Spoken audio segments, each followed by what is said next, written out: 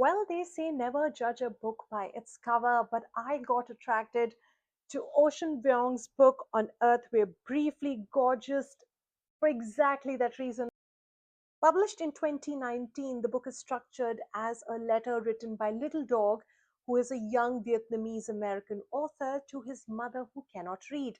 The book traces the life of three generations: a grandmother who was impacted by the war, a mother who was broken and rebuilt by immigration, and a son who's trying to make sense of it all. Ocean Vuong is first and foremost a poet, and it shows pound for pound. In fact, some critics have even said that he's perhaps one of the greatest sentence writers ever. From you, the book is dotted with extremely intense poetic sentences that draws you. For instance, everything good is always somewhere else. A son writing to his mother who cannot read, and he says, I miss you more than I remember you. The author writes with extraordinary precision. He writes about grief, he writes about inheritance, he writes about bodies, he writes about intimacy.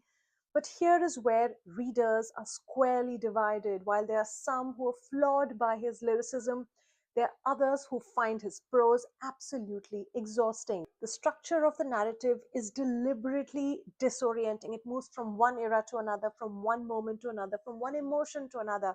And it feels like the entire book is stitched together by some of these most fantastic sentences, and there are some absurd ones as well, with no real meaning or no real heart. There are too many layers for you to be able to access Ocean Vuong's heart in his debut novel.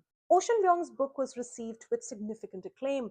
His poetry collection, called Night Sky with Exit Wounds, even won awards. Um, it's shown courage in writing about race, in writing about immigrant identity, in writing about queerness and class. To be honest, I think Ocean Vuong is, first and foremost a poet and then a writer of prose. Did I enjoy this book as much as I enjoyed looking at the cover? No. Does it have a bunch of one-liners that felt slightly deep? Yes.